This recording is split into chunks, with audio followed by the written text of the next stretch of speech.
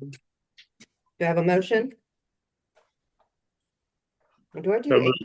C, D at the, no, that's all separate. A motion to approve the minutes for the 8/23 meeting.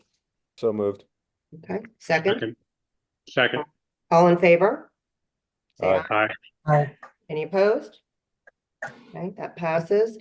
All right, so the minute of action, that is, that's gonna be where we had pulled Carrie from the Vanguard account. We needed to take a vote on that. We did that by email.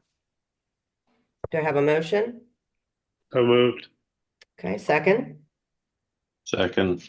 All in favor, say aye. Aye. Okay, any opposed? Okay, B passes. C, the management report. What's that guy? Management report. Yeah, I'm looking for that. It's in the documents that were provided. You should have it in your folders, guys. Christine, you could vote this all on consent agenda. Okay, but do we have a copy that was, Russ is saying that was in the packet, right?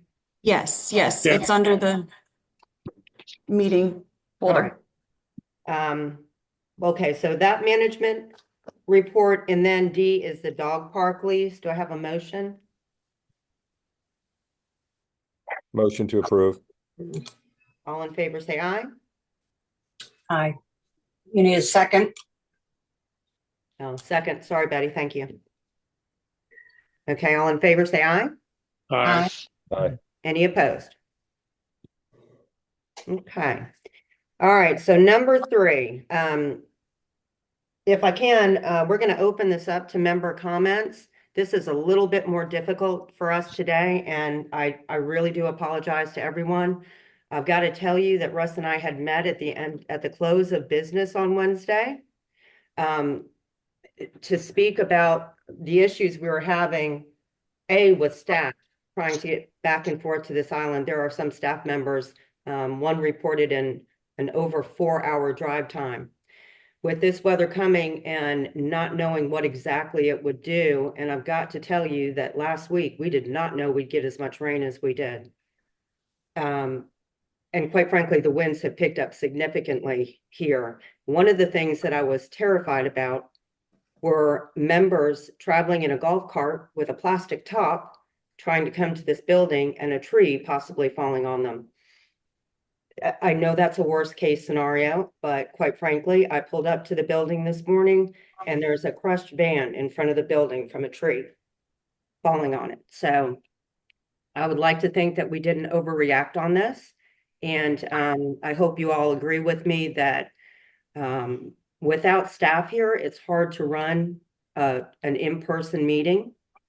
And if people are hurt on the way to an in-person meeting, that would be a problem as well.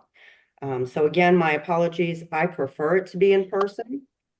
But I think we made a good call on this. Christine, Yes, ma'am. is there any reason that individuals who wanted to speak could not simply have their phone unmuted so that they can actually speak rather than this typing into the chat?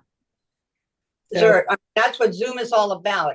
Can that be done? Sure. So I can let Russ answer that, but I will tell you, we've got Dora working from home, trying to organize this Zoom, record this, run the meeting, helping us run the meeting. And she's reading questions and she's putting people in line, but Russ can better explain this. Yes, and that will be an opportunity today after some further discussion. So if the individuals have the capability to unmute, they will have that opportunity up to 5 minutes collectively, individually, to make their comments. And if there's something that warrants a response, we'll note that. And in addition to that, the chat feature will be available for those that might be similar questions. So there may be some that are quite similar. You don't want to be redundant, but that'll hopefully help it move forward. Okay. That helps. Question, will this be recorded for and available for members at a later time? Dora is recording this meeting. Again, it would be difficult for her to take notes and run the meeting, so she has recorded this. Right, and will it be available for members to view at a later time? Decision, I think. Yeah, I mean, that's a board decision. I Well, think. I'll make that motion. Okay, is there a second? I second. Okay, all in favor, say aye. Wait, Wait, actually, it's not on the agenda. Can you do that? Can we discuss this? Sure. I don't mind making this available. The policy in the past is not to make any available. Does that mean we're going to make every meeting, every committee meeting that we use Zoom for available as well?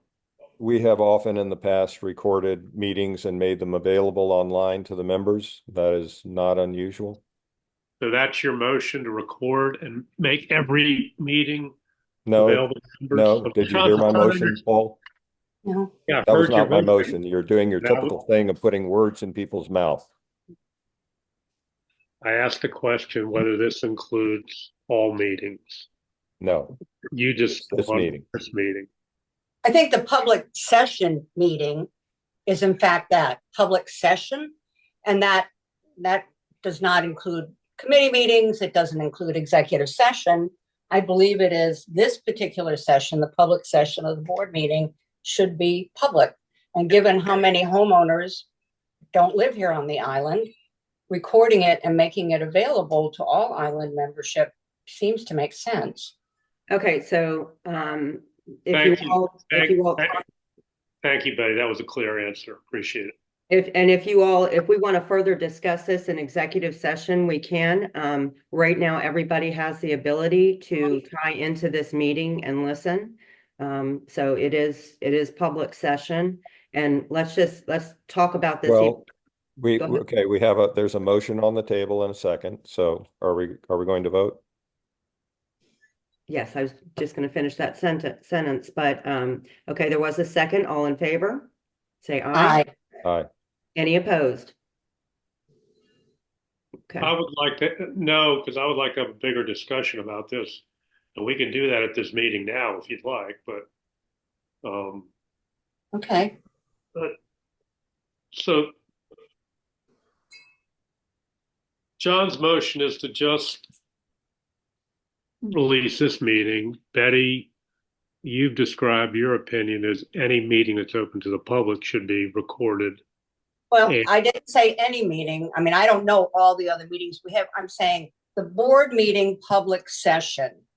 I'm saying that the board meeting public session should be recorded and made available to all island membership.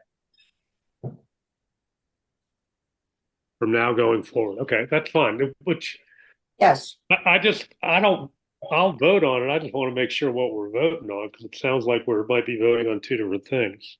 John, could you amend your motion?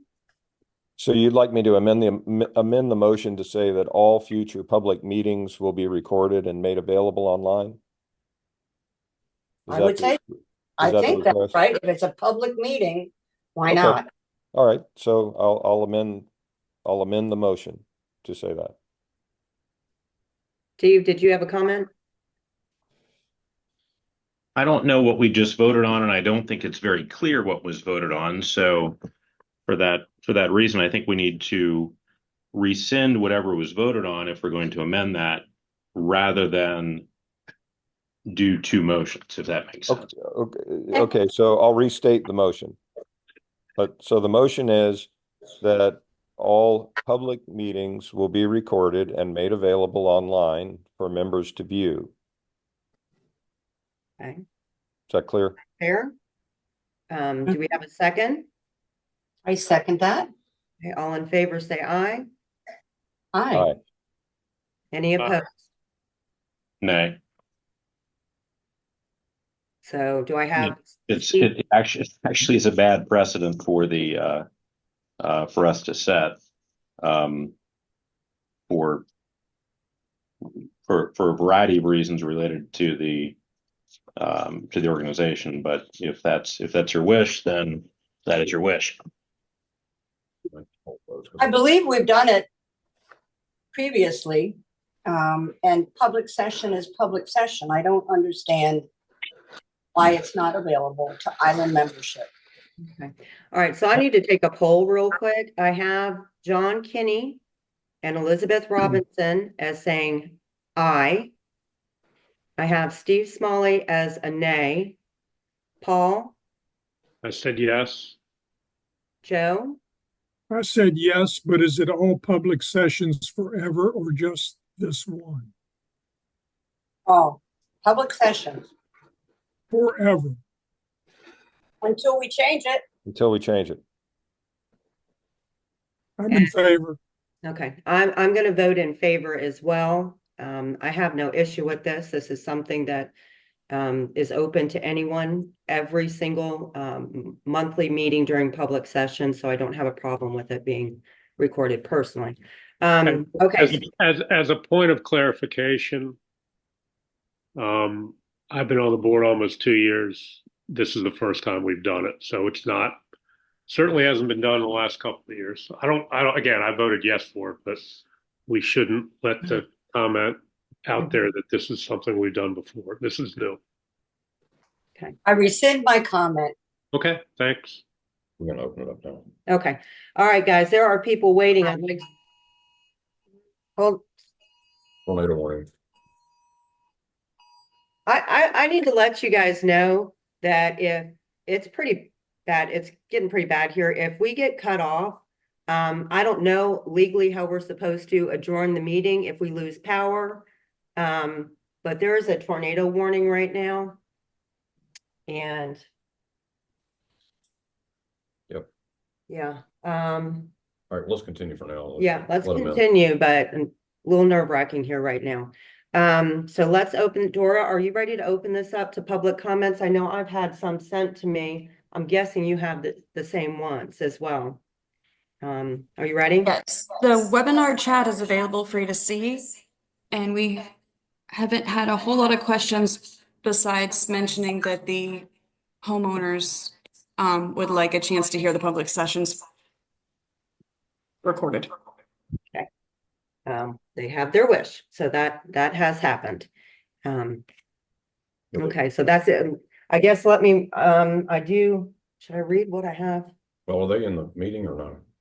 I don't know. Who all do we have in the meeting, Dora? There are 43 attendees. Are we not seeing that?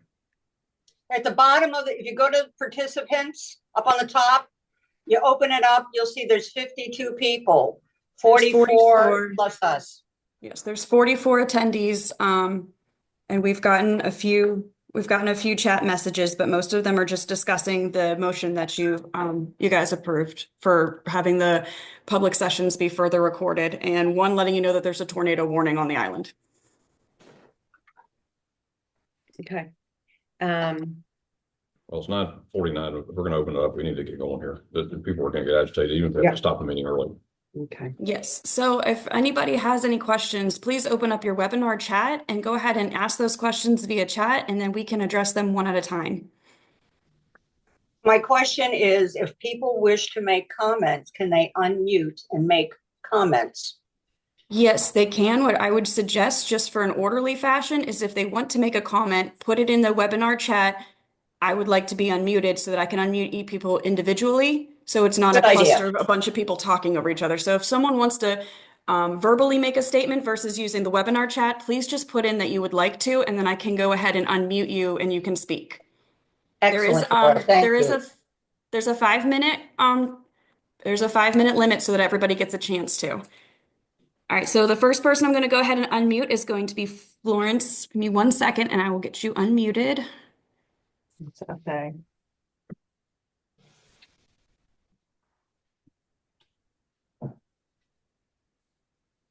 FA? 1 second here, I'm sorry. There we go. Florence, you're allowed to talk? Can you hear me?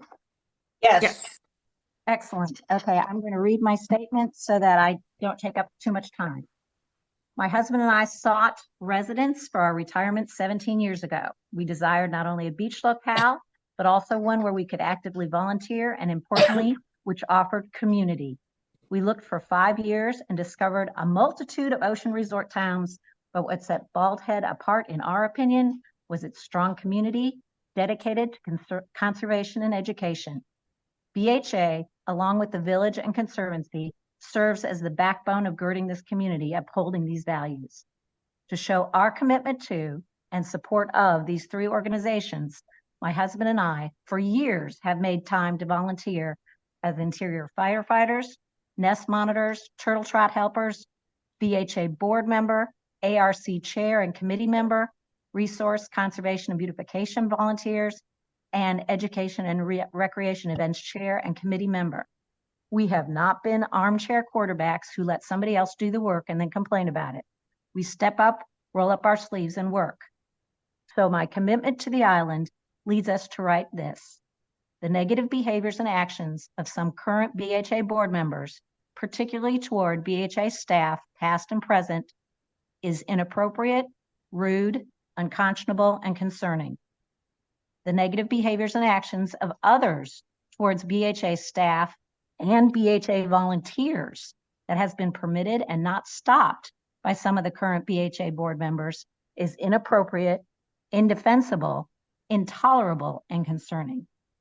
The recent loss of several key staff members whose institutional knowledge and island relationships will be difficult to easily and quickly replace, thus weakening the BHA, is concerning.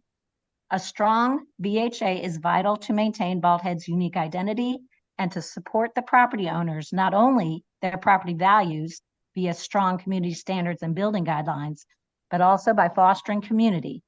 There is never a need for offensive or demeaning behavior. I know there are two sides to every story, and if I have misconstrued or misrepresented anything in this missive, I appreciate you clarifying. Thank you. Thank you, FA. Thank you very much. Does anybody have any comments to that, or may we move on to the next member? Okay. Thank you, FA. All right. Next, we're going to go ahead and unmute Kevin Murata. Just give me 1 minute here. Kevin, you're allowed to speak. Thank you, Dora. Kevin Ross, 112 Steve Bonnet Wine. I've spoken with y'all before. We've been homeowners here for 12 years, 3 years full-time for the last 2 years. I've sent this statement to y'all before, so I'll bring up the area of transparency as my first concern, and first retracting what I said in there about the fully remote thing and not having this recorded for this and future meetings. So I applaud your efforts on that, and I think that's wonderful. So thank you for doing it, because as you see from the 43 folks involved here today, I think you'll get more of that when people see they can participate not only live, but listen to it afterwards. So my second question on the transparency thing to you all, rhetorical or however you want to respond to that, is how was the new interim director chosen to replace the executive director who resigned? My understanding is a vote of the board was never taken, and such an important decision should have been required by at least a majority vote of the board. And is this how the new executive director will be hired as well, at the full discretion of the BHA president with no input from the board? My second area of concern, and this was mentioned by FA as well, the BHA board has created a hostile work environment for the BHA staff. As many of you already know, the executive director, the deputy director, the communications manager, and an ARC administrative assistant, as well as the architectural consultant for the BHA, have all quit in the past few months. This, to me, is a direct result of the hostile environment created by the BHA board, as demonstrated by a 40% attrition rate. I'm not going to get into the reasons why I know all this information, with my wife having worked there, but the further details can certainly be found by reading letters that both John Kinney and Betty Robinson have written to the public writ large. And third, from the information I've heard in various meetings and through reading minutes, a large part of the BHA board focus seems to be to tear apart the BHA ARC process in its entirety. The secondary intent seems to be to appease select homeowners who happen to be builders or investors so they can experience an easier build process. So why is that? And why is it that the BHA board routinely takes the side of select builders and investors over its BHA staff and ARC committee staffing actions, recommendations, and decisions? When we came here 12 years ago, we understood the BHA was here to help protect this island. During that time, I've worked with the BHA ARC as the Villa HOA president and as a homeowner in stage 1. While we didn't always get what we wanted for the villas or for our house, we were always able to come to an amenable way ahead that met the BHA ARC's intent and our needs. And I know of many others who've had similar positive experiences. Is it perfect? No. But could we fix it? Probably. But the current board is trying to inspire the entire ARC process and start from the ground up with no clear direction or goals. And while the process and procedures might not be perfect, it does not necessitate dismantling the ARC in the manner that's been attempted recently. The lack of leadership and the moral and ethical turpitude here is apparent at so many levels on the BHA board, and I can only hope that the BHA will get back on the right track, but that it will be an uphill battle given the 40% attrition of the staff and all the institutional knowledge that was lost with these employees' departure. And then finally, not in the written statement that I sent, I do thank you all for what you do. I know it is a difficult thing, and I appreciate the time that you all put into this, but clearly there's some things going on that need to be addressed. Thank you. Thank you, Kevin. And hello to your sweet wife, Mary Ann. Okay, I don't know if anybody has anything they want to mention along with that, but we're keeping notes of all of this, so I'm sure there's some repetitiveness, but that is something we can address. Dora, do we have another person that would like to speak or they have a chat up there? Yes, I'm getting the next person ready for you. Okay, thank you. You're welcome. All right, Ann Barry, you are next. I'm getting you booked in now. Good morning, Ann. Ann, can you hear us? She's muted. And go ahead and unmute. Good morning, There we Ann. go. Good morning. Can you hear me? Yes, Yeah. we can. Thank you for this opportunity. I'm going to read my statement as FA did, and I appreciate the opportunity to do so. My husband and I purchased a home on BHI 12 years ago, and after looking at several coastal areas, we chose Bald Head for three main reasons. One was the sense of community that we felt. The second were the opportunities to continue to learn, volunteer, and add to the quality of life as retirees. The third and most important was the emphasis on protecting the island's natural resources and guidelines for its continued development. We spend approximately 70% of our time here and have never questioned our decision. That being said, recent BHA events have led to some major concerns on our part. First, the number of staff resignations is of major concern. Although much has been posted on social media, one only needs to read the BHA board minutes or talk with board and/or committee members to recognize there is a problem. Communication is another concern. Today's Zoom meeting is an excellent example. My question, were all board members consulted when changing the in-person option to Zoom only? This is an exceptionally important meeting, and I dare say every board member knew there would be a large number of residents in attendance. Offering only a Zoom option does not send a positive or inclusive message to BHA members. I again also applaud and thank the board and committee members for volunteering their time, talents, and efforts to the BHA. That being said, after talking with several community members, they have expressed the feeling that their work, viewpoints, and talents are not valued or even heard. One individual who worked with BHA staff to address an area of concern for their committee submitted a plan to the committee chairman twice and never received acknowledgement or feedback. The conclusion was that it was already decided and their work was in vain. Second, disrespectful, accusatory public comments should never be tolerated or accepted, period. Part of the mission of the BHA is to provide ethical, transparent leadership. This can never be achieved without effective and respectful. And there's a little hiccup. Ann, can you hear us? Oh, darn. I think She's we still may have lost unmuted on our her. end. I think we might have lost her. Ann, are you there? Ann? We'll have Yeah, I'll to- say, I think we lost Ann? her. The power went out on the island. We're here. I'm, Okay, I'm gonna I finish still have reading. power. I'm still gonna Yes. finish reading what she said. Okay. Disrespectful. This can never be achieved without effective and respectful communication by all members and guests. Finally, the role of the ARC is imperative in protecting our property values as well as the integrity and history of BHI. Does the process and some of the restrictions, covenants need to be revamped? Probably. However, please don't throw out the baby with the bathwater. Respectfully submitted, Ann Berry. Okay. Sorry we lost you, Ann, but we did finish that. Did we lose a lot of people, Dora? I was scared this might happen.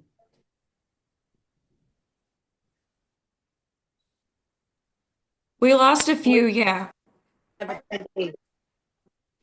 Okay, yeah, it's. I'm gonna go ahead and see, Dick Johnston was next. I'm gonna go ahead and see if he's on so that I can allow him to speak.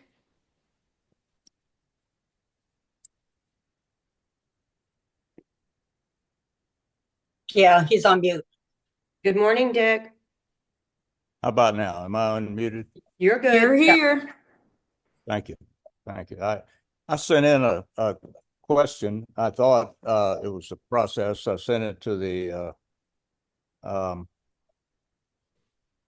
email address, and I'll just read that. I hope this process allows member questions, and I thank you since you have opened it up to at least some questions, and I think that's very appropriate.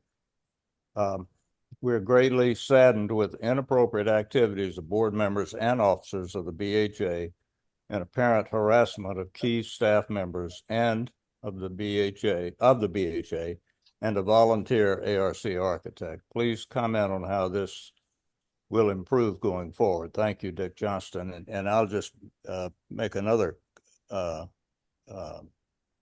side comment. My wife, Pat, and I built our first home in 1996, and it's been our primary residence from I think it was 8 years after that, and we've been involved in various organizations on the island. I personally have been. Pat's been a volunteer at the chapel and the Conservancy for years. I've been a board member for the Conservancy, for the Village Chapel, for the BHA, and I've been the leader of the board for each of those three organizations, plus another smaller island organization.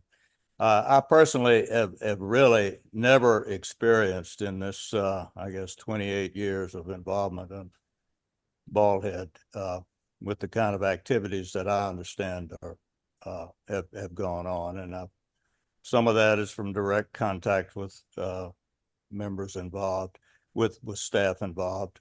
Some of it is reading the comments on public statements. Okay. Thank you, Dick. Is there a member of the board that would like to respond to Mr. Johnston? So I think one of Dick's comments or questions is, how is the behavior of the board going to change going forward, so that we do not have a continued attrition rate such as the one we've seen in the last few months? And I think that is a key question.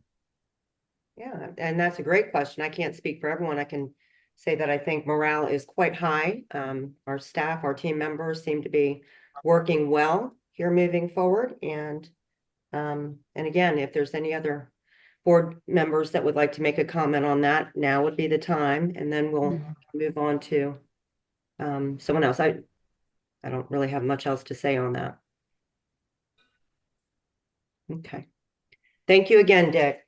And we're taking notes of all of this, and we are recording this again. Okay, so Dora, can we put the next person in? Yes, give me 1 second here.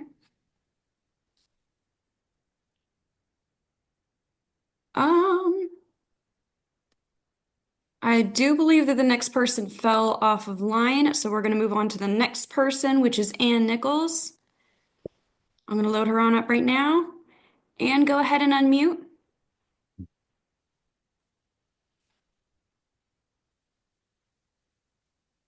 Good morning. Can you hear me at this point? Yep, we got you.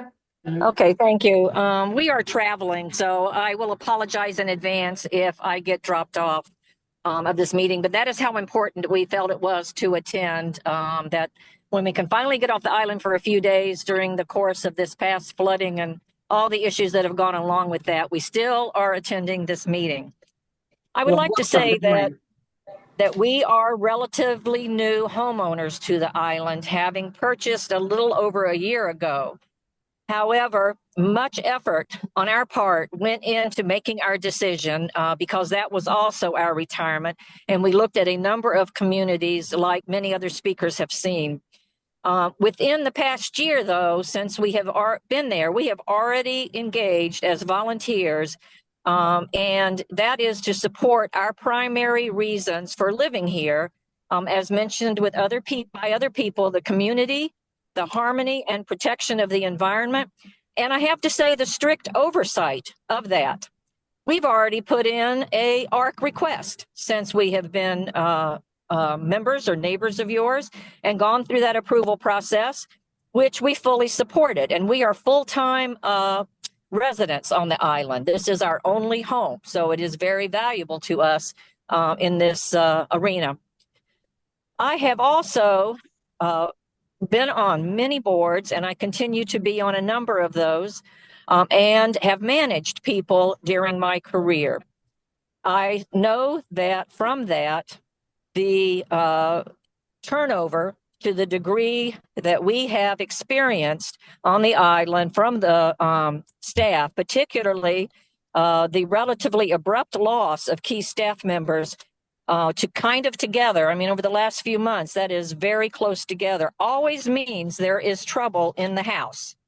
We would like to see, and my husband and I, Jim, we would like to see acknowledgement of that there is trouble, that there are issues to address.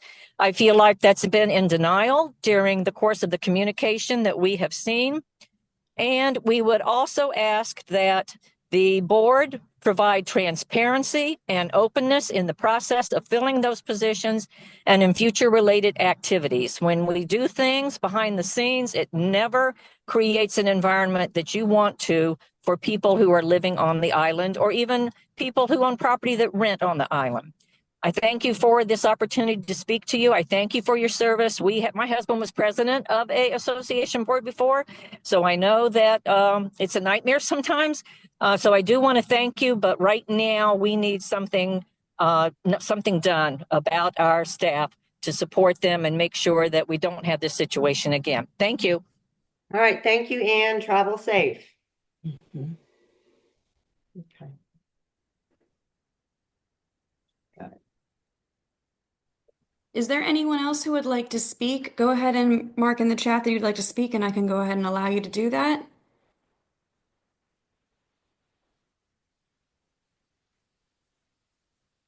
Christine or Russ, did either of you receive any more text messages or emails with questions that need to be answered? Oh, hang on. I have one from Brent here.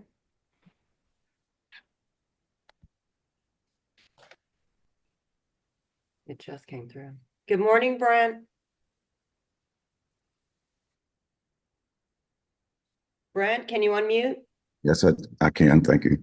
Apologize. I had technical issues getting in, and I just now joined the conversation. I'm not going to go over my background or any of that. Been a long time island resident and a property owner and a visitor here since the mid-70s. I would have to say about the Bald Head Association that at the time it was formed, I think it filled an extremely, extremely valuable need. As we have morphed into where we are today with a completely operational village government, we continue to see the Bald Head Association grow, expand, become a property owner, accumulate a huge budget. I just started paying attention to this in the last couple of years, but a budget of over $6 million for a homeowner, or close to, excuse me, I'm sorry, $2.5 million, is extremely concerning to me. And it just seems like it's maybe as times have changed, transition to where we are now today, is the Bald Head Association in the form it is currently in, is it actually needed that way? I started to look on the internet at other cities, towns that had everybody in the community is a member of a homeowners association, and I could not find one. So it seems odd to me that we have a homeowners association for a complete municipality. I question, I don't know, I could be 100% wrong. Is there really a need for that? We now have dual homeowners associations when you look at the various, the villas, Royal James, Lighthouse Landing, Timber Creek, etc. So I do question whether we should take a hard look. We've reached an inflection point with people's feelings on the association, and particularly the ARC. So I guess that's my first question. Second question is, in fact, the ARC. I served on the ARC for a period of time and resigned because I couldn't quite get comfortable with the direction it was heading. And it seemed to wobble, kind of like the storm is wobbling back and forth in the Gulf. And one time we would decide something, make a decision based off the exact interpretation of the guidelines. Those in and of themselves are not rules, they're guidelines. And then the other time we gave extreme flexibility. I question why the ARC guidelines were so extensive. I took a general contractor's course probably 15 years ago in Charlotte, and the instructor asked in one of the sessions, who do you think has the most stringent building guidelines? And we rightfully should, by the way. It was Bald Head Island, not Charlotte, not Raleigh, not Greensboro, but it was Bald Head. And given our precarious location, I understand that. But it appears to me that these guidelines are being, they're very, very strict, maybe in some cases too strict, and reflect the personal opinions of people sitting on the ARC versus what the guidelines actually call for. The placement of a window, a whiter shade of pale for a color. It just seemed that it got, and it has continued to get a little contentious in that regard. A lot of comments have been made about the builders on the island and the architects, and some of which have left the island because of the complexity of building here, the high fees, the high, actually the high cost of building on the island. But I do think we cannot chastise a builder for trying to maximize his return on his or her investment by building the largest house that can be built according to the building code. I find that just not in keeping with a capitalistic society. It seems to me to be a little bit overbearing at a minimum. So I know that in certain things that have been put into place to try and scale back the homes to make them not be, I hear the word mass, it's too big of a mass in this particular part of the house. It was used often. The term coastal vernacular has been used and misused and is quite honestly difficult to describe. It was told to me that when you see what is coastal vernacular? When you see it, you'll know it. Well, that's not a good definition to me, but anyway, be that as it may. So those are my concerns. I think the ARC needs to step back, relook at what is critical,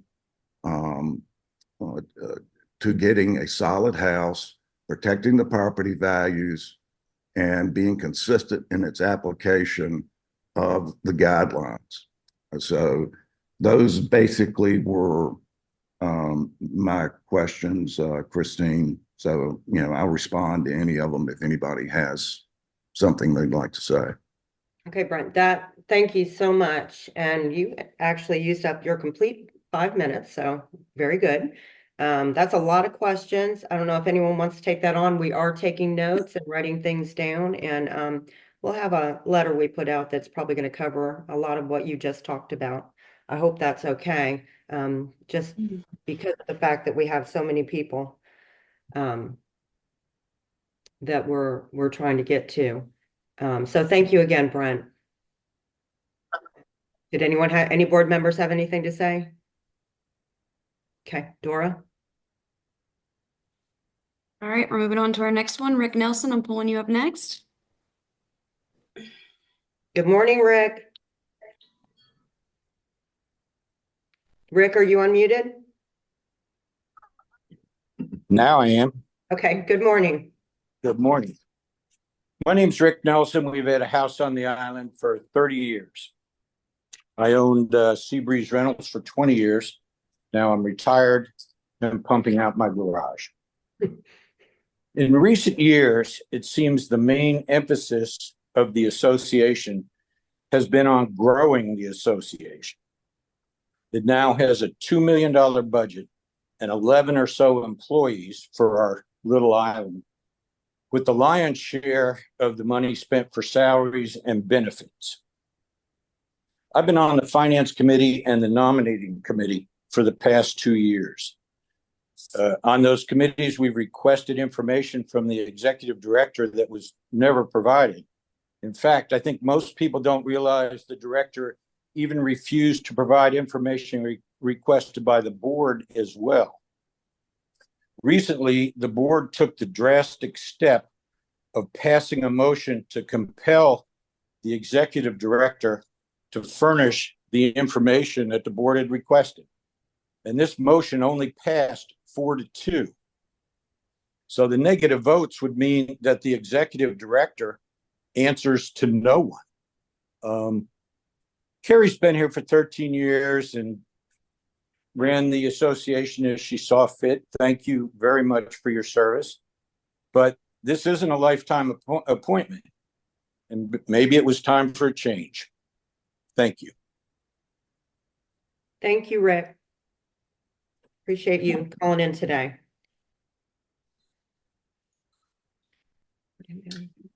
Christine? Yes, Dora. I just have Patty. I just have a comment about this.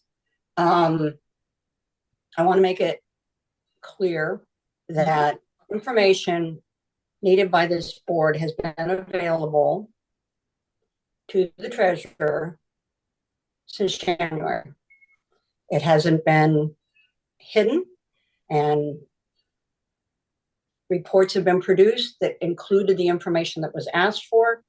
It just was never used as a resource. So I think it's inappropriate for an individual who's not part of the infrastructure of this organization to make such an accusation. That is all secondhand. Thank you. I think I'd like to add that many of these comments, while well-founded and difficult to listen to, are second or third hand. And I would also say that, Betty, I'm on the other side. I requested 2 bits of information concerning areas that I was assigned, in my opinion, to follow up on. And that information was never forthcoming through the executive director. So there are clearly some views that go either way. That's the nature of things. Yeah, that's fair enough. Agreed. Okay. I'm going to move on to Mark Prack has sent something in. His question is, why are so many staff members quitting their jobs and claiming that the board is creating a hostile work environment? Well, he's specifically asking for Mr. Carey to respond to this question. Anybody can if they want to, otherwise we'll be writing these down. And it says, I'm curious as to how well aware he is. And obviously, anybody can answer that, or again, we're taking notes and we're going to supply answers as we're able. But I would suggest, I don't think we need to have negative comments, not to the board, not to our members in general.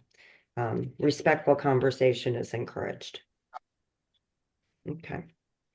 All right, Dora, do we not have any more? If not, So Christine, I've got one comment on what's been said.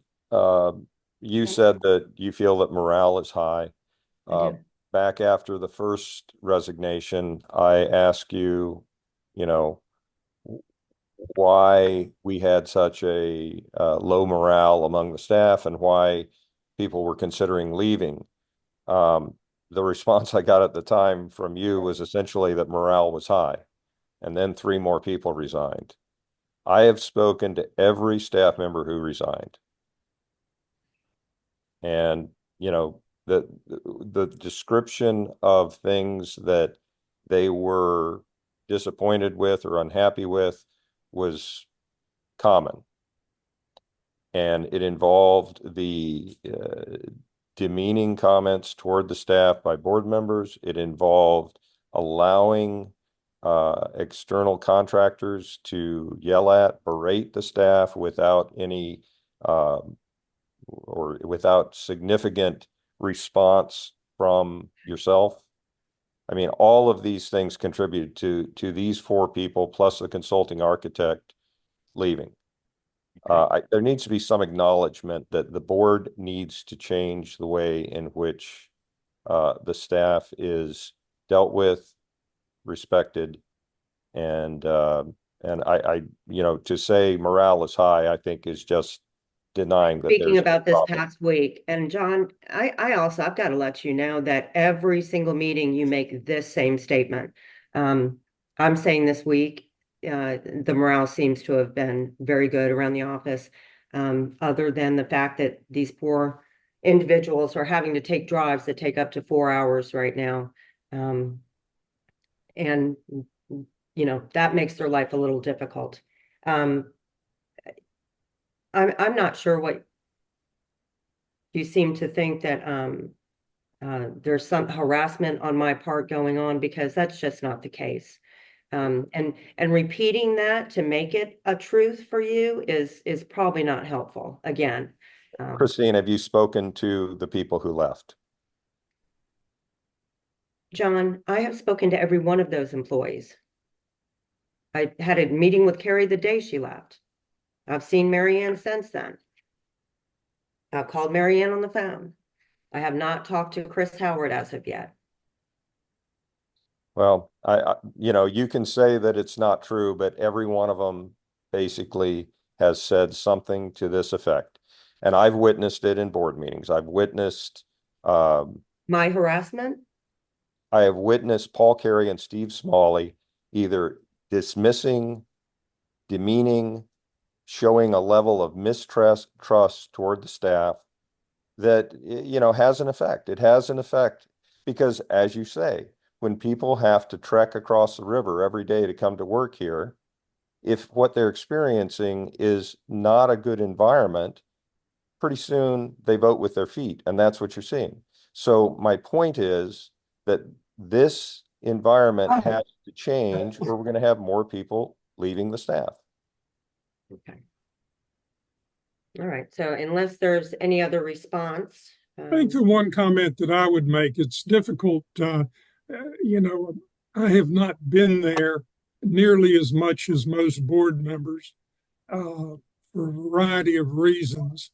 But the first of the 4 people that resigned is one that I've talked with. She was responsible for advertising and promotion. And harassment, disgruntlement, anything of that nature was never mentioned. She was basically working at home, caring for ill patient or ill parents that have passed away, and now she's moved to a job that's more mainstream. I don't think that's got anything to do with me or anybody else that's on this telecast, for what it's worth. Christine, I agree. I agree with that. Christine, if I could just say one thing, Sure.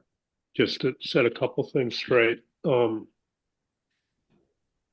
guess I know Dick Johnston because he used to come to our party. We used to have it up at Captain Charlie's. I don't really know anyone else who spoke, unfortunately. So, but people seem to know a lot of things about me who've never met me.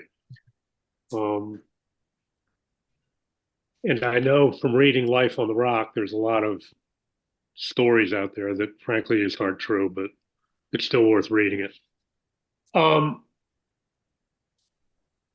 I have never, because Carrie didn't want me to, I have never had a conversation, an interaction with any employee of the BHA outside of a board meeting. So this made up allegations about how I've harassed people, it's simply not true. And I don't want to get into everyone because everyone who spoke doesn't know me and has never been involved, never seen me deal with anybody at a board meeting. Secondly, this is just a factual comment. There are a few comments about overruling the ARC. I've been on the board almost 2 years. The board has never overruled the ARC. Every decision by the ARC has been affirmed.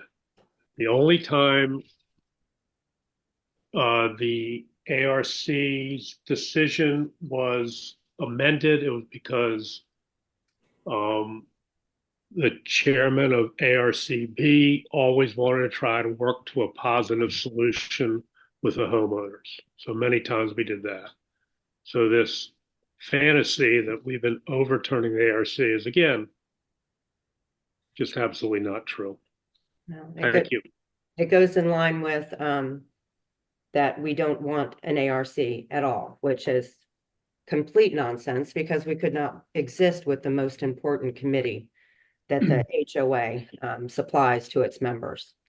So, okay. But Life on the Rock will be fun to read tonight. Yeah, well, I don't read that. Okay, so where are we at? Are we moving along? I think that was the last person that wanted to comment. Yeah, I mean, I think that since my name's been mentioned, Okay. Once again, in a personal attack rather than one based upon facts, that I should make a comment here. I think that the quality of the discourse here, both today and some of the interactions as well as in prior meetings, needs to be elevated. It needs to focus on the benefit of the membership. It needs to focus on the benefit of the organization rather than on squabbling and trading in innuendo, hearsay, and outright falsehood. So let's strive to do that. Thank you, Steve. I agree. One of the ways we can benefit the members is have a functioning organization. When we lose 4 key members of staff, we are approaching a point where the BHA cannot perform its fundamental functions. So if the goal is to benefit the members and have a efficient and rapid ARC process, for one thing, we can't afford to lose the people that we've lost. Okay. So let's continue to be positive around our staff members and treat them with respect, which I believe we all do. Continue to do that and, be there if they need something, anytime we can be helpful for them as we transition into hiring a couple of new key team members. I do think that John raises a good point. If the association is going to be forever about business at the same old stand, we need at least those 4 people and others. What we really need to do, in my humble opinion, is to look at why we're doing all the things we're doing, and is there a benefit for our constituents? We've heard 2 people say, my dues keep going up, and it's tough for me to see the benefit. And we haven't really talked about the fact that, you know, homes on Bald Head have gone. This is more an observation about the ARC. The pressures on the ARC have gone from basically interpreting Mr. Mitchell and his architect's view of the definition of coastal vernacular to, geez, homes on Bald Head can cost $2 or $3 million. I want the biggest possible home I can build on this teeny lot that isn't expanding. And, you know, that really does, in my humble opinion, need some formal discussion and resolution, because that is behind the comments that I heard from probably at least half of the people that have spoken to us this morning. We very much appreciate their comments. In the filibuster. Okay. All right, I still think, you want me to mention that?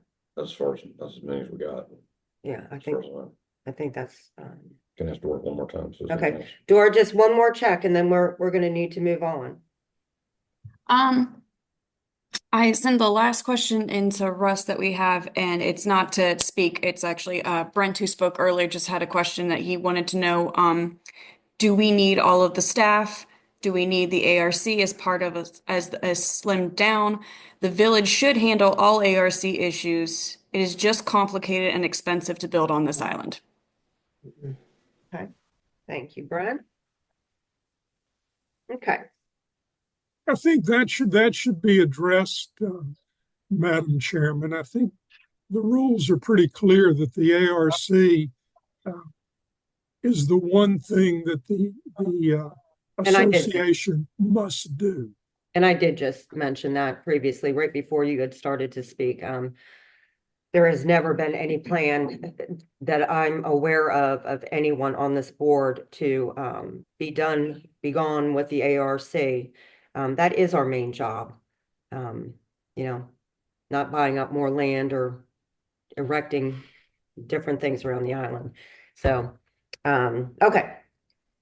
So we are gonna go ahead and bring that to a close, and I appreciate everybody that took the time. And if you're on island and you've been getting beeps about these tornado warnings and the heavy rain and the power going out everywhere, thank you for hanging in there with us. I really appreciate it. Next month, no more storms. We're going to be in person.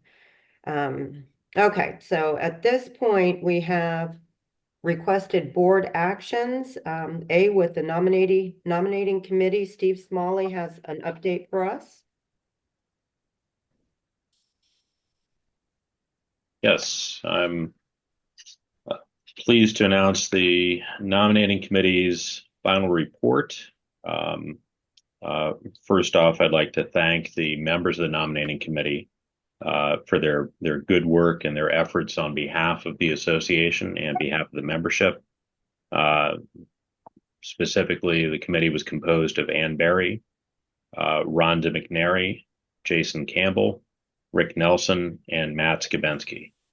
So thank all of you, and on behalf of myself and the board, and I think on behalf of the membership as well, for your good efforts and good work. The nominating committee voted this week to nominate 3 individuals for the 2 spots that are available. Those 3 individuals have both volunteered their time and graciously accepted. And I'm pleased to present the candidates for nomination as Bill Bourne, Derek Crump, and Vicki Lonker. So congratulations and thank you to all three of you for your willingness to be nominated and stand for election. And further information will be forthcoming on that. Great. Thank you so much, Steve. All three fine people. Okay. So, oh, we're going to need to vote on this. So yeah. All in favor of the nominating committee's three choices for the Well, two open. actually, Christine, there's no vote on that. Okay. The nominating committee is the sole arbiter of the nominations. Great. Thank you. Derek. Okay. All right. Thank you, Steve. B, approve updated owner's agreement. Dora? Yes, if you want me to go ahead and take over this part. Basically, it's been discussed in past meetings of different solutions on how to help with builders not going the whole way through the ARC process prior to selling the property that they have, and the new homeowners taking on the burdens of whatever is left over. One of the discussions that was brought up was to modify the property owner agreement to basically almost send out a red flag for when attorneys and real estate agents are looking up property background. So we went ahead and had our attorney send in basically just a little phrase to go at the bottom of the new homeowners agreement or property owner agreement. And I had that in your folders. Did everybody get a chance to take a look at the extra piece, or do you want me to just read the paragraph? It's only like 2 sentences long. Well, I'd like to understand. Yeah, go through what exactly was added, because I read the Sure. I read the agreement, but I want to make sure we get the whole thing here. Oh yeah, definitely. So the agreement was exactly the same as it's been, except for this added notice to prospective purchasers. It is a Bald Head Association practice to file and record with Brunswick County Registry an acknowledgement of satisfaction following completion of property owners' obligations under this agreement. Unless and until that document is filed, you should presume that the property has not yet achieved compliance with the applicable architectural review guidelines, and final inspection of the construction has not yet been completed. So basically, it's a flag to let them know that, hey, if you don't see this agreement alongside, this closing alongside of it, as a buyer, expect that this is a process that you will still be inducing when you're there, versus these buyers coming in and purchasing a brand new house and thinking everything is said and done because the CO is issued, but the ARC has not finished the final inspection. In effect, this is almost, I'm going to oversimplify this, just a notification that this is out there. It's a notification that says if you don't see a final inspection filed with this property, the ARC is still open. That doesn't necessarily mean there will be issues. It just means that, hey, this is still in progress. And it gives those homeowners a little bit of a heads up, like this could be an issue, just so you know this will be your issue when you purchase this house if this final inspection has not been filed with the Brunswick County. So Paul, if Dora? I can. Yeah, honey. What? I just have a question. Is there a document is associated with the final inspection? Yes. A specific document that they should look for? Could you at least reference that? Actually, I have Kim with me. She'd probably be better for reference. You just come over here. She'd actually probably be better for referencing that, as she's the one who's in charge of finishing up and running the final inspections until we get a new ARC specialist. No, what I mean is in your notice there, can you indicate what document they should look for? That's what I'm saying. Just the name of it. It says that it is, hang on 1 second. You had it on there, didn't you? Yes, it basically mentions that there is a document. It says that it is Bald Head Association practice to file and record with Brunswick County Registry an acknowledgement of satisfaction. So the document is basically an acknowledgement that everything has been done according to ARC policy, and that should be within the. Is there a title to the document? That's all I'm asking. Is there a title to the document so that they can look for it? Well, the title is the acknowledgement of satisfaction. Okay. Yeah. We discussed that's it. That's fine. We discussed this at last month's meeting. It bothered me that we were welcoming new homeowners with a page that had wordage about possible fines. coming forward, and there were several of them. And so what Dora helped out with was, and Kim, just trying to revamp something, being more clear, a little bit more clarity, and maybe a little warmer. And then also, along with that, what we'll do is make sure that real estate agents on the island are well aware of how this can be happening and not themselves get taken hard with this notice when nobody knew anything about it. So anyway, she's been working hard. I appreciate doing that, because I remember when I did the audit of the ARC process, 80% of the homes failed their final inspection. And we had multiple repeats. And so this is really a good protection for people coming to the island to know that, in fact, they're not going to have to worry about an incomplete inspection. Good job. I actually didn't know that number. Thank you, Betty. Yeah, it was in my report at 80%. Betty, I don't think this does that.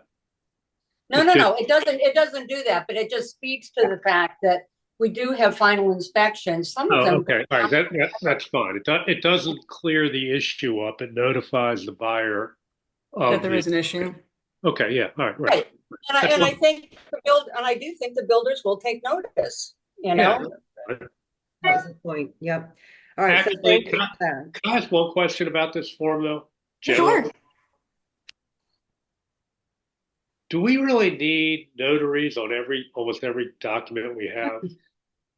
Can we, as we get into next year and when we end up having to get new counsel to look at that? I mean, it seems like we require notaries on everything. I can do virtually everything in my life that's without running down the notary at every turn. But I think that's just something to look at, because that's interesting. Typically, a signature is good enough, and we ought to have counsel look at that, because it becomes, if we're not getting any real legal value or any significant legal value out of it, we're creating a headache for the people signing these documents. Oh, I agree. I don't, and this is out of ignorance, so I will look into it, but I don't think we have a whole lot of documents that do notary besides this one and the one that basically states that the final inspection is satisfactory and put into I will look in to see what we have though for that. Well, you know what, Kim? If you're doing it out of ignorance, I am doing it out of more ignorance. So I don't know, but I've seen it a few times. So I think it's worth a look, because it becomes an annoyance rather than any real legal value. And then, or if the legal risk is so small, we don't want to. Anyway, we ought to try to keep things simple as possible, but protect the organization as much as possible. That's all I have to comment. I definitely agree. And like I said, I don't have the exact answer for that, so I will look into it and update you. Great, thank you. Yeah, of course. Do you need a vote on that? Yes, I need a vote. Okay. So did everyone receive a copy of that in their packet? Yes. Okay. Yeah. So do I have a motion that? Motion to approve. Okay. Do I have a second? Second. All in favor, say aye. Aye. Aye. Any opposed? Okay, that passes. Awesome. Thank you, guys. Thank you, Dora. All right, next we have, I got to tell you guys, this went back and forth, and I just wanted to make sure, I can't remember if we ever settled on a date for our December meeting. And if we haven't, I'm wondering if the 20th of December looks okay for everybody. Yeah. Yes, for me. Okay, that's Betty. Yes. Okay, good for John. I'm good with the 20th. Fine with me. Okay. Well, that's a quorum, so even if Okay. okay. That day works for me. Okay. Last year, because they were still working on the budget, into early December. Then there's a deadline to approve the budget. We had our meeting, I think, in early December. So why don't we, if works, keep the 20th, but if there's some requirement to approve the budget earlier than that, we may need to get a budget meeting if we don't get everything done in That's fine. October, November as planned. But that was last year. The budget was very late, so hopefully this year will be a little bit more efficient. So that's the 20th is fine, but I'm just warning you. It would be you would have already seen the budget once or twice by then. It'll just be for final approval if we need to call a quick meeting for that. Okay. All right, so I guess we should vote on that one too. Do I have a motion? I so move. Are we just moving to set the date for December 20th for the meeting? Yes. Yes. Second. Okay, all in favor, say aye. Aye. Aye. Any opposed? Okay, it passes. All right, where's Miss Leanne Fink? Let me let her in real fast here. And we're going to be doing the monthly financials for August 2024. And let me get ready to share my screen for y'all.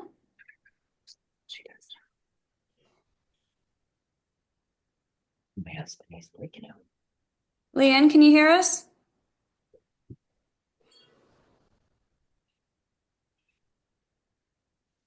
Hear me? Yes, we can hear you. Okay, that was weird. All right.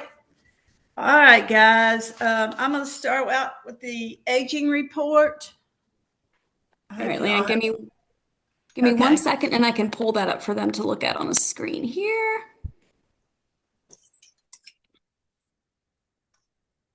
Is anyone on the island having trouble with internet? I don't have an internet connection.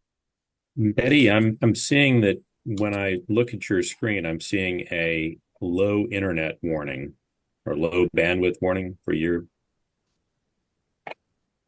Oh, right. Yeah, there's something wrong here. Okay. One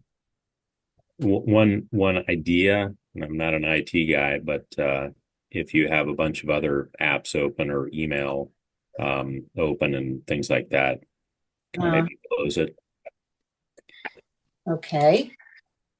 Let me try that. Thank you. All right, can you all see the aging report? Yes, I thank can. you. Can you guys Awesome. see it? Okay. I think you might notice here is the big deal is on the right, everything's in the 90-some percent. We have received 99% of the basic assessments. And those that we still got some more this month, some more payments in. And also I filed the 15-day, the lawyer's working on the 15-day intent to lien letters for the others. So we're looking pretty good, I think. Overall assessment's 98%. I did take that. Leanne, Yes. how many letters are there? There were 12, and I think I know I'm canceling one on a payment, and I think there might be 10, might be 11, somewhere in there. Okay, and you're confident they've gotten communications, right? If they don't, then they haven't sent us the right information because we've mailed, emailed, and done both since March. And I will say, I've had a few ask me to waive the late fees. I have not done that because in the consistency of being fair to everybody, if it were March and it came up in April, that would be different. But for this far down the road, you haven't paid your fees. I'm being consistent, saying no, I'm keeping them for everybody. Oh, I don't. Yeah, that's not what I'm questioning. In the past, we've had some trouble that we don't have the right addresses. That's all I wanted to ask because yeah, I understand that, but if they haven't given me the right address, and I've looked it up on I look it up on Brunswick Island after a while, and they've got the same address. There's not really anything I can do. Okay, yeah, I'm asking a question. I just want to make sure I know. Done the best we can. Because if people don't pay, we need to get their money and if necessary lien and find them. But if somewhere the address has fallen through the cracks, that's a different situation. So anyway, I'm just asking. Okay, no problem. Dora, let's go to the summary sheet if we can. Sure. Actually, What? Leanne, before we do that, I think that Okay. since we do have a lot of people in attendance, it's no one is trying to lien property. I think that the goal is just to collect the money. So if anyone who's in the audience is aware of yourself or anyone else who's not receiving communication from the BHA, then please let us know. Please especially let Diane know so we can go ahead and update the addresses. Because certainly the goal of the organization is not to file liens or pursue any type of collection. That's a good point, Steve. Thank you. Yeah, I just to emphasize that, I mean, leaning is the very last option. And it typically comes down to, Leanne, what, five or 10 at most out of 2,000? Yeah. And I hate to do it too. It's pain in the rear end. I wish everybody would just pay. Yeah, and just for the many people that are out there right now, just tell your friends to just look into if they're updated at the BHA, because I think there's about 3-4 people on there that would be mortified if they knew their name was on there. So maybe we could spread the word a little bit. Okay, any other comments? Okay, I'm going over the summary sheet, and then all of this is backed up with all the other reports. And just to keep it brief, then I'll just do the summary sheet. If you have any other questions, we'll go over the individual reports. As you can see, our year-to-date income is $1,541,396.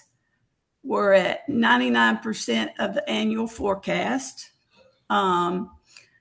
Just so you know, and I try to say this every meeting, assessments for dripline communities will differ through the rest of the year from reported budget comparison because of the reduction in mulching. We've handled all that refunds and all that, and that's all been done, but it's just going to show funny on the reports the rest of the year. The Island Report advertising income is ahead right now. But we did, in September, I did all the credits. I've got 2 checks to go out next week on that. So that will change the Island Report stuff quite a lot. Let's see. Association Center rentals by non-members have been higher than expected. So you'll see that on your reports. And we're not planning on seeing any grants this year. We used to get, I think, a Duke grant, but we are not expecting that this year. Excuse me. The operating expenses of August year to date is $867,000 and plus change. The total expenses are 14% below the year-to-date forecast. We've done a lot to try to keep our expenses low. Expenses incurred are 59% of the annual forecast. The variances, you'll see federal taxes were higher than we anticipated, so we're now making quarterly payments of $2,250. I'm assuming, unless you tell me differently, that you want me to make the last quarterly payment. Yeah. That's Overlook insurance. We've received refunds for the Overlook, so we decided to self-insure, so that's going to look a little skewed on the report. Hang on a minute. And the reserves, the fiscal year forecast for deposit into reserves is $195,864. Hey, year to date, yes. If I could just, because as to Steve's point a minute ago, there are a lot of people here. A month or two ago, the board decided, based on the quote we got, to insure the Overlook was much higher than we thought was worth it. That we could, if we were to have a the odds of a catastrophic event for that price of insurance was didn't make sense. So the board decided to self-insure or not pay that ridiculously high premium for that facility. Go ahead. I'm sorry. I just wanted to. Hey, Paul, just a question. Does that cover if anyone were to be injured at the overlook, or is that just for the structure of the overlook? I believe it was just structural. I believe. I mean, that was, It is structural. No, I asked the same question. It is structural. Yeah, it's just structural. So, and I forget. We was 2 board meetings ago. We went over that. It was seemed way out of line for what It was. You're agreed.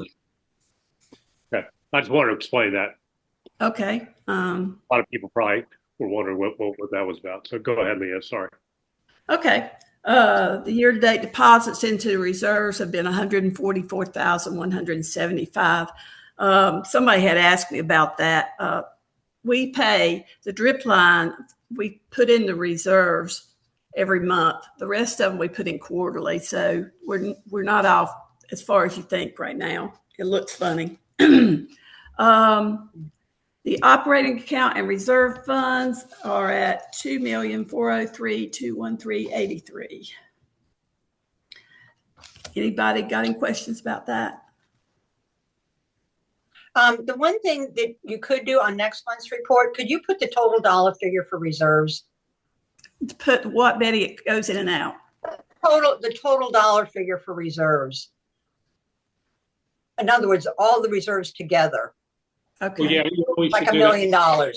Yeah, well, Betty, that's a good idea. We probably ought to, Leanne, put that schedule of all the cash, which is in both operating cash and all that reserves by where they're allocated. That's what you're getting at, right, Betty? Where's the reserve? Right. I think the reserve accounts total about $1 million. Correct. Well, yeah. I see what you mean, right? And I just want to be reflective. Yeah, Betty, you're just asking me to break that out then into a different line item? Well, no, just put it, you see where you say operating expense, you have a full year forecast. Go, and we do the same for income. How about just for reserves? What is the current year-to-date number? Well, it's Betty, it's right under reserves. It says year-to-date deposit into reserves is 144,175. But no, that's deposit. The total reserves. I see what you mean. Betty, I think I know exactly what you want. Okay. And it's a schedule in our financials, and we can just cut and paste. Yes. It basically it's all the things that add up to the 2.4 million. That's right. In fact, it's right here. Here you are, right there. Look at there. Ask you to receive. Leanne is quick. Yeah. Well, while we're on that topic, Russ, just an item to add to your list. A couple of months ago, we had a brief discussion, but didn't conclude the discussion about reviewing when the last reserve study took place and when it's next due.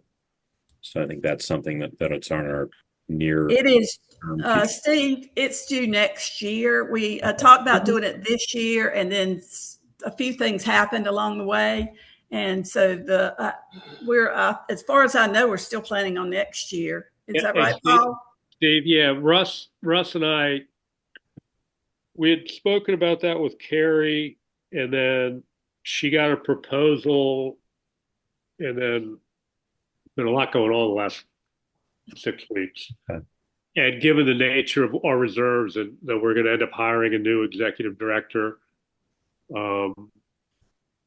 and then actually I talked to Russ about it because he's done these things before, is to put it off till probably beginning of next year.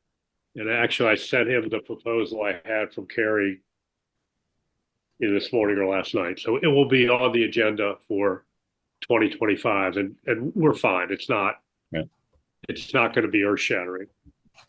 But yeah, we're going to update that next year now. Thank you for clarifying.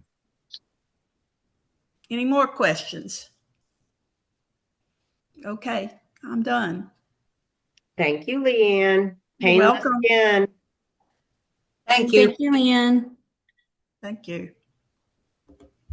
Okay, now Dora, do we have Katie here right now or is We she do on? not have Katie. Okay. She's having a hard time accessing. I think she's having issues with her internet and just everything. She lives down near Oh, yeah. was it Sunset Ocean Isle.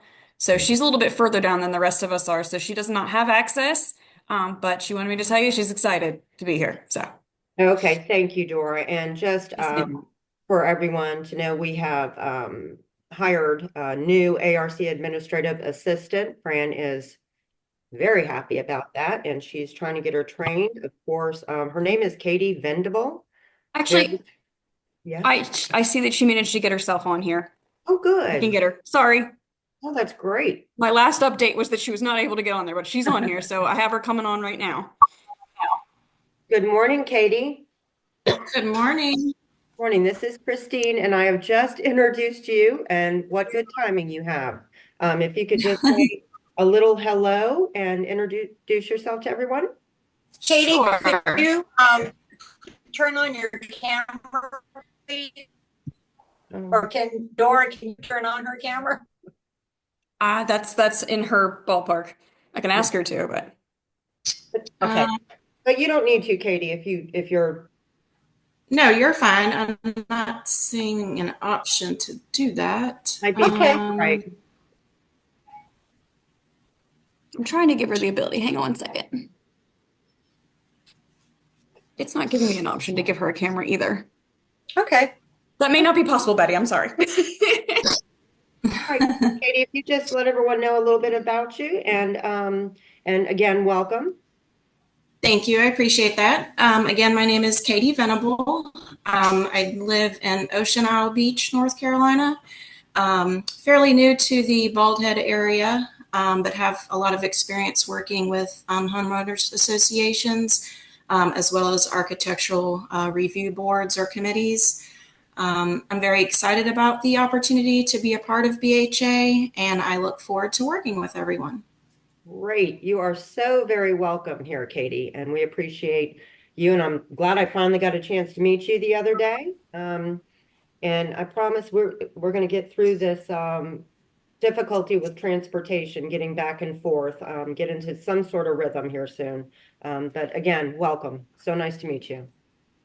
Thank you. Welcome. You also. Okay. Thank you. Thank you, Katie. Have a great Thanks, Katie. Okay. What a great asset she's going to be. Really sweet person. All right, we're on to 7, and I would like to introduce you all to Russ Curtis. He's our interim executive director. He he also joined us at the most fun time this island's seen in quite a long time. We put him off a day, then another day, then another day, and sure enough, he came wearing boots and ready to tackle everything and is excited to be here. This is Russ Curtis, everyone. Thank you so much, Christine, and good to see all of you virtually today. I wanted to tell you a little bit about myself, and then I'll get into my summary report. My background is I'm originally from North Carolina, grew up in Georgia, went to the University of Georgia for undergrad and Wake Forest for grad school. Been in the club industry for about 30 years and been involved in homeowner associations for probably the last 7 or 8 years as a part of that. This is my 7th day here, so I'm still drinking water out of a fire hose. I'm hoping to make that a garden hose before too long, so bear with me as I learn. But I'm looking forward to helping the staff and the board in the months ahead and helping to have a smooth transition for the next executive director. So I look forward to seeing many of you on Bald Head in the months ahead. Also, I wanted to ask Dora if you can move forward. I'm going to start the summary report. One of the things I've done historically is to try to give a summary, a sort of a high-level identification of things that are not going as well as we would like, called red flags. And then the converse of that would be green flags, things going in a good direction. So this is the first edition of that. And the red flags, the first one I'll note. Give me 1 second. I'm starting up here. Sorry. Oh, sorry. That is not what I intended to do. All right, from the beginning. Okay.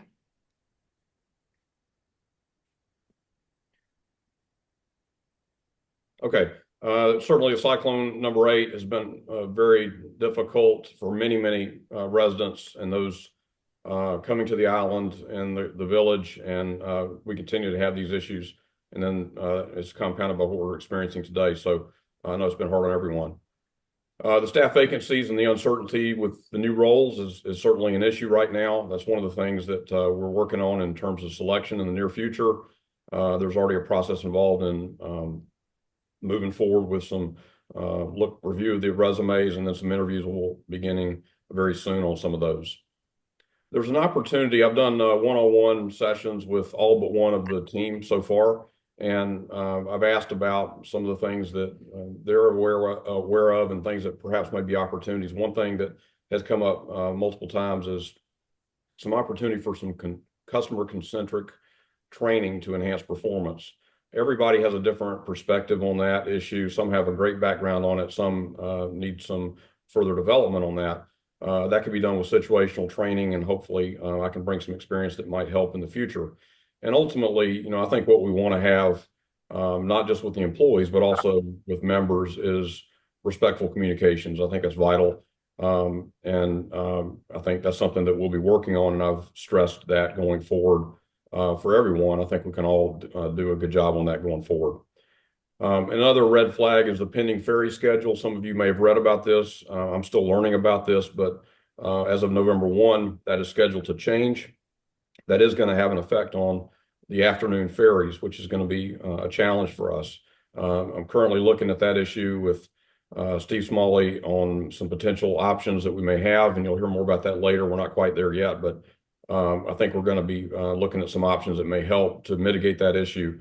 But the reality is it's going to reduce the flexibility in the afternoon ferries. So the majority of our team works not on and lives not on Bald Head, so they've got to get back. So it needs to be a reasonable commute. So we're looking at options that may work for them and also for the association. So I think there's some options that we may do with scheduling and potentially with the hours. So you'll hear more about that as we develop those options. Next, green flags, things that are going better. This is an amazing growing property. This is my first opportunity to be at Bald Head, and despite the storm, it's certainly evident that the beauty of this place that y'all have selected is there. And it's a wonderful location. The teamwork of the employees is very strong after the recent changes. Dora, Fran, Kim, Pam, Diane, Leanne, and Katie, even as a new employee, have really pulled together. And even though we've got a shortage in staff right now, they're working hard to accomplish things. One thing that comes to mind, my wife was with Mass General Store, and after the pandemic, she had something that she tried to inculcate with her employees, and that was to be kind. It's a simple message, but it's one that is still important today. It leads to respect, and I think we all need to try to consider that as we go forward. And please recognize the employees have a hard job. They're dealing with a lot of personal questions about building and design and things that the residents want to have happen. But they're happy when a submission goes through the ARC and it gets approved, because it results in one of you getting the home of your dreams or an expansion of your dreams. So they have a challenging job, and so does the ARC, but they're doing that for a good reason. And ultimately that helps make the village stronger. So I think I've been impressed with the teamwork, and I appreciate their help and welcoming me. And that gets us into the next point, which is initial welcomes by the board and the team to me. And I appreciate that in my 7th day here. And then the final one is the lack of balance sheet debt. So that's a strong position for the association to be in as we go forward. And some of the items that have been talked about, such as the reserve study, we'll take a closer look at that as we go forward with budgeting and get into next year. So that's a snapshot. There'll be more as we go forward in future board meetings, but I wanted to share that with you today. So thank you so much. Thank you, Russ. Excellent.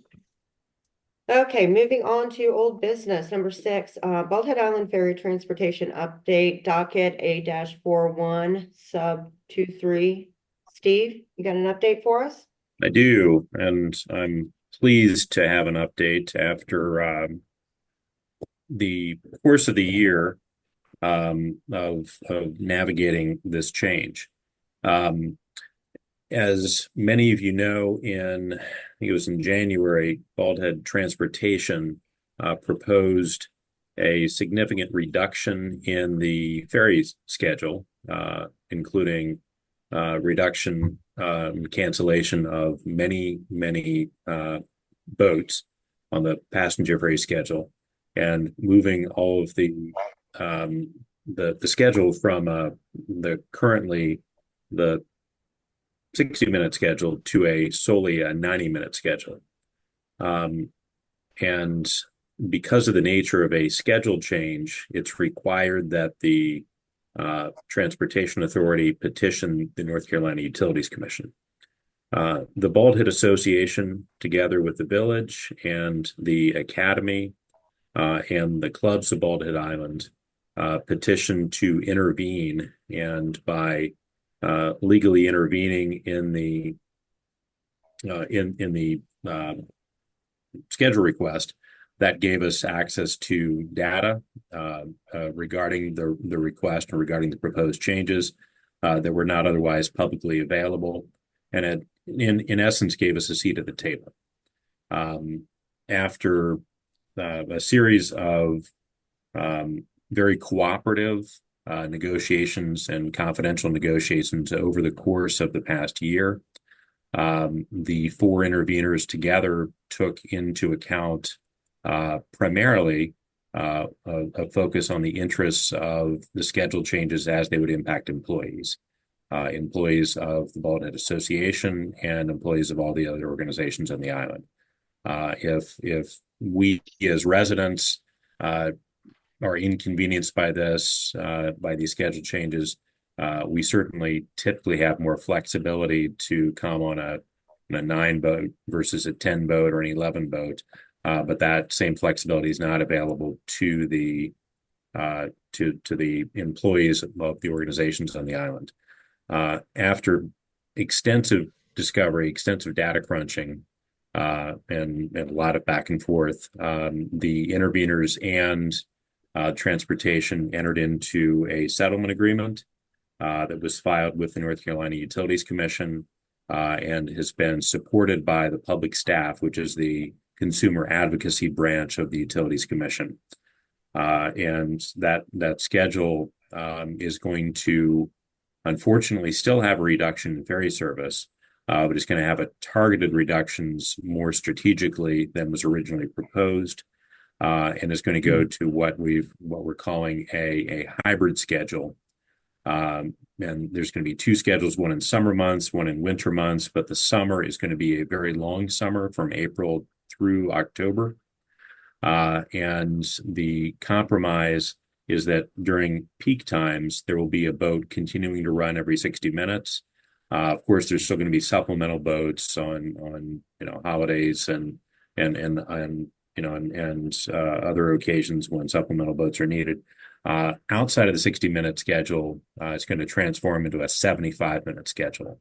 So while it's not no change, as I think that all the organizations would have preferred, the compromise based upon the statistics and the ridership and on that data analysis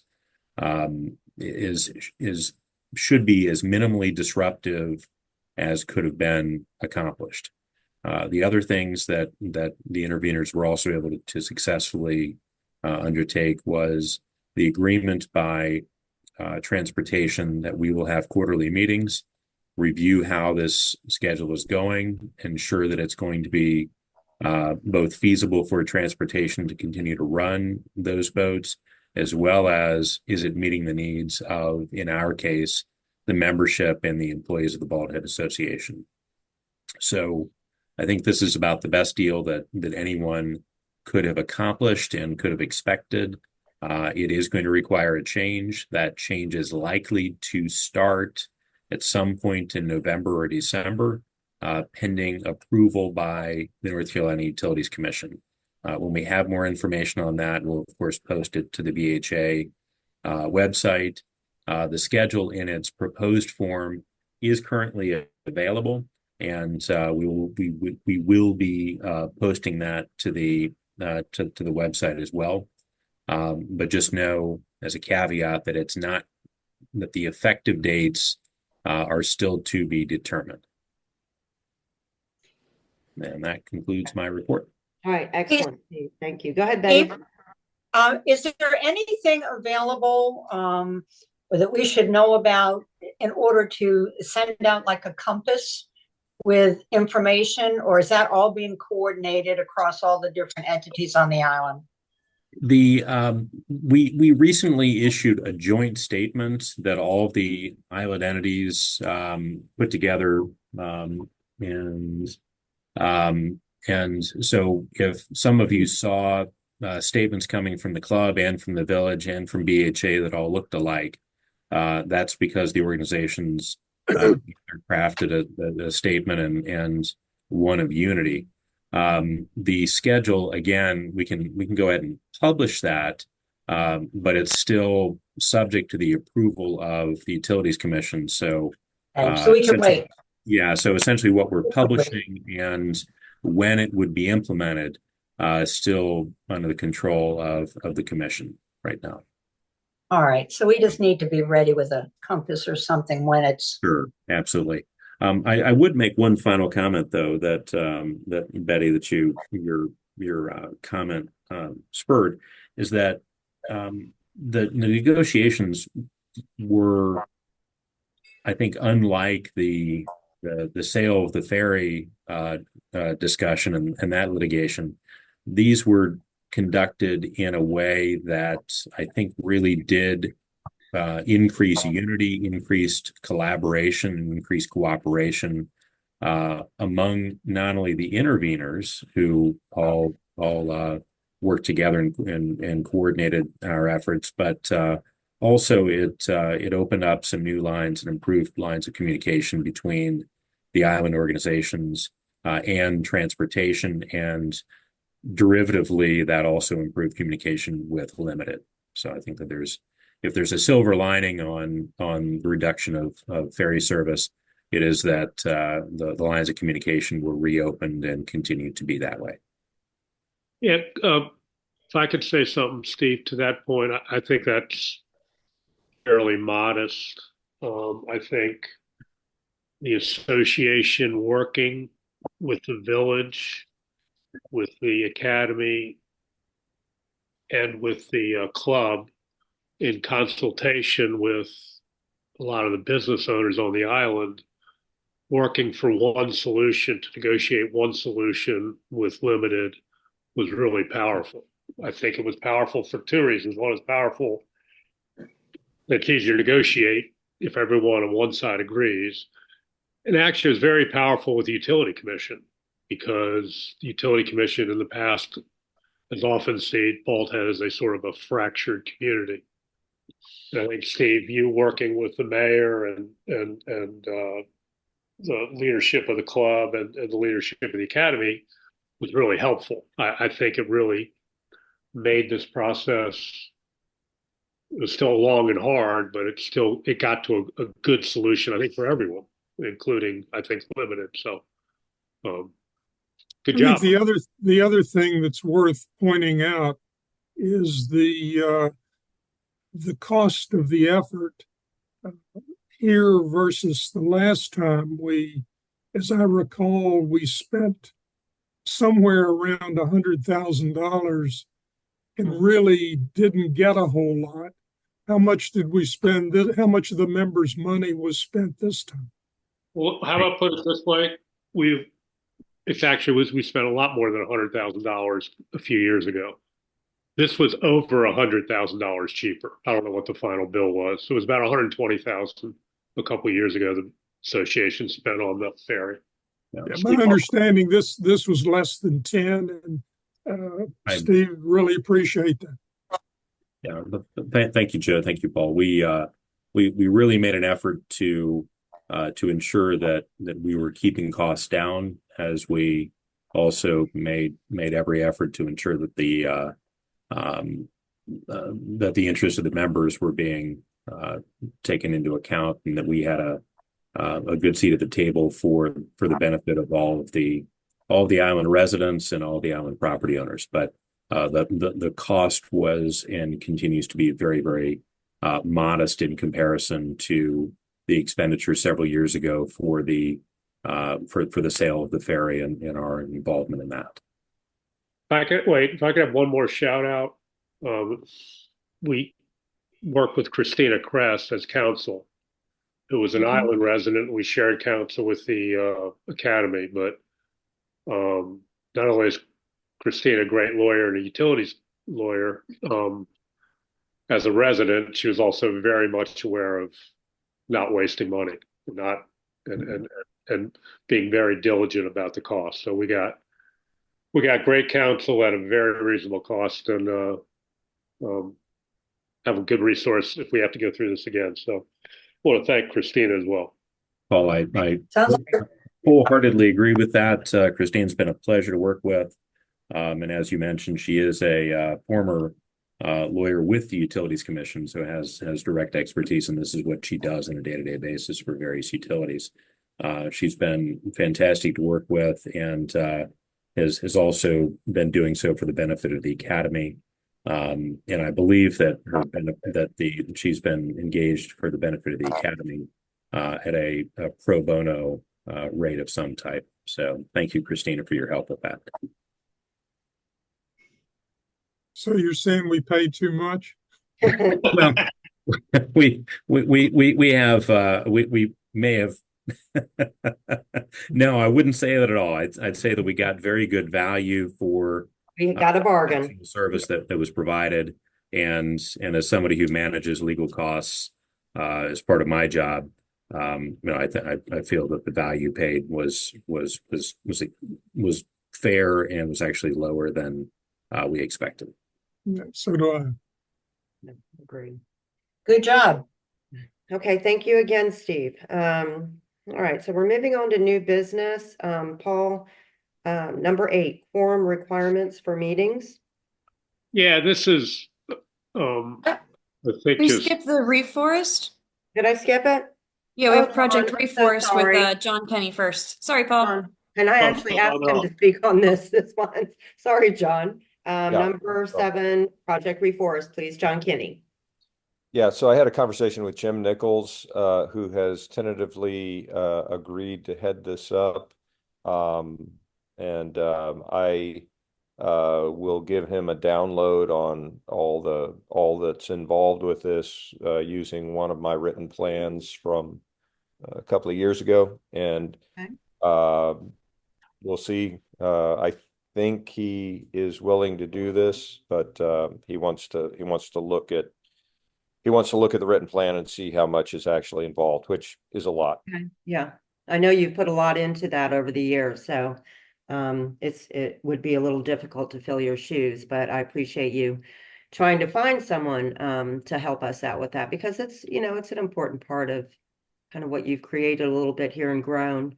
So we don't want it to go away. No pun intended. Grown.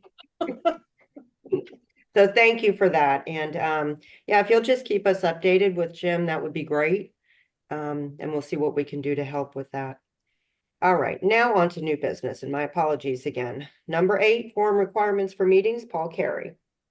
yeah, this has come up recently. I was looking at some minutes of a ARC meeting, and I noticed that only 3 of members had shown up at the meeting.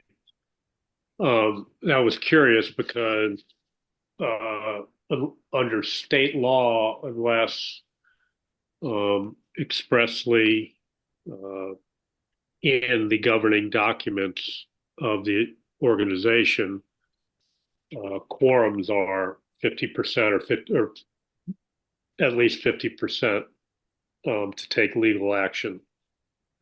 I reviewed our governing documents, and there is, as you know, for our annual meeting, there's a lower requirement for votes for the annual meeting, but there is nothing in it to accept the rule of the majority for quorum in committee minutes. there are other documents from stage 2 that affirm the majority. There's actually a board resolution in 2017, the ARC, that had 3 of 9, but under the law, the board cannot set a quorum requirement. It has to be done by governing document or defaults to the state law. So Call a question on that. Is that affirmed by our attorney? Because I mean that document, that 2017 document was preceded, if I'm not mistaken, by a 2011 policy that established the same thing, and I think that was reviewed by our attorney. I don't know if it was reviewed by our attorney or not. The board, regardless, the board can't set quorum requirements. It must be set by the members and put in the governing documents. I'm not sure that's correct. What? I'm not sure that's correct. Okay. I think we need. Are you suggesting that, John, because it's a committee? Is there a difference between committee requirements and yeah, member meeting? I mean, my understanding on this, because I looked at it, was that that quorum requirements could be set by the board at something other than a 50% level. There was some language like unless otherwise specified or something like that. In any event, I'm not an attorney, but I think we need an attorney to advise us. Okay. I'm fine with that. That's fine. I want to, because the issue, the other thing is that also in the minutes of meetings where you're taking legal action like that, votes need to be taken and recorded. The minutes I saw, there was no recording of the votes. I don't think that's correct either. I've attended many ARC meetings and votes are recorded. So, you know, we need further discussion. Well, John, if you could let me finish. Recording of votes is in the minutes, and the minutes are approved. The one set of minutes I read it just said plans approved, plans not approved. That's would not be sufficient, I don't believe, if we were sued. You actually need to record the votes. That's a pretty minor issue. It's more ministerial for the people running the committee. You know, and it's especially important in the ARC committee because, I mean, frankly, you go through an ARC meeting, you're probably dealing with $15 to $20 million of value of property. So it's not a lighthearted process. It's not as if we are deciding what to recommend for the budget in the finance committee or in community-wide standards, although those are all important on the ARC. So I think we just have to make sure that we are following the law and making sure we have not put ourselves at risk by not following the law. And so I just want to raise that, and I have no problem spending money on a lawyer to do that. And if you have those materials where you say we can do it, let me see them because I haven't been able to find them. Okay. Yeah. I mean, there has been a board policy in existence since, and I don't know the date off the top of my head. Yeah, the board policy was passed in 2017, but my understanding is the board has no authority to set that policy under law. I understand. I understand your point. And it actually preceded that. It was from a 2011, I believe, policy before the merger with Stage 2. So in any event, your point is correct. We need to have a qualified HOA attorney to weigh in on this and tell us whether the board can set that as a policy or whether we need to amend the covenants. And I guess I would go back to the reason this was established in the first place. When I first came on the board almost 6 years ago, we really struggled to find volunteers for the ARC. And it was, I mean, if you got 3 people at a meeting, often that was good. So that was the reason for it. Whether that situation could arise again, we have a lot of people who are volunteers on the ARC who travel, who are not here, can't attend. And, there are rules about if you're chronically absent for more than X number of meetings, then the ARC chair should consider requesting that person to leave the committee. In any event, that's the background of why the board ended up with this policy of a quorum of 3. But let's have an attorney review. Yeah, I have no background on it. I just know that in reading it, it just didn't make sense. And doing a lot of research, I feel like we might be at risk there. So that's why I think that both of you have good points. That what you've brought to the surface here is, if we don't have this well documented, then we need to ensure that there is a clear policy. If these need to be part of a bylaw amendment to satisfy the law, then that's something that we should do. But if we can't find something from 2011 or 2017, then we really need to shore that up. We have the document. Carrie provided it before she left. I'll forward it to the board. May I ask a question? I understand this comment about the ARC meetings, and this has come up before. Paul, are you suggesting that, are there other committees, does the finance committee have to have a quorum? We've got lots of committees. Are there other committees?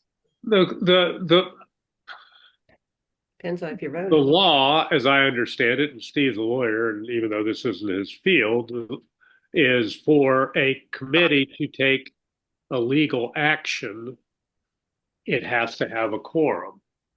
It is rare. I mean, there are a couple things where the finance committee makes a recommendation, or there ought to be a quorum. You need a quorum to have an official meeting. If you have a committee of 9 and you have 3 or 4 people there, you don't have a meeting. Technically, it's not a meeting. So that's just sort of how, the law works. So to take action, for it to be a legal meeting. Now, a lot of the meetings, it doesn't matter whether they're legal meetings, right? We're just talking about things, right? Like in the finance committee, right. if we're just reviewing the actuals, or talking about how we're going to build the budget. Yeah. We're not taking legal action. For the finance committee, I mean, they make recommendations and the board takes the legal action. So does that mean that you don't need a quorum for the finance committee? I'm not an attorney. Yeah. I do think, for example, under our bylaws, if I remember correctly, I think the audit is accepted by the finance committee, so there ought to be a quorum for that. But if I remember the bylaws correctly, but generally, most of the things we do, we don't take legal action. You're not calling the meeting to order, so you're right. Well, yeah, the issue is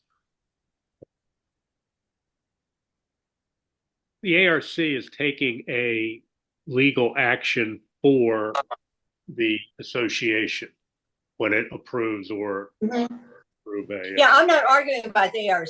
I'm right on board with that. I was just asking, are there any other committees that might also be subject to a quorum? That's all. Well, I mean, you need to have a quorum to have a to have an official meeting. Again, I'm not.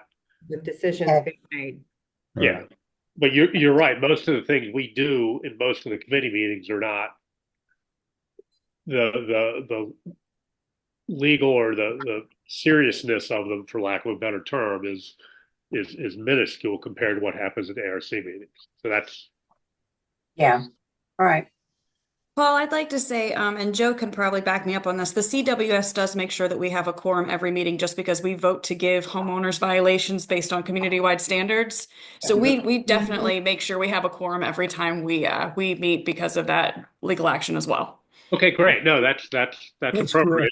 correct. And I think the understanding of the ARC is that because of a board resolution of 7 years ago, 3 was the number.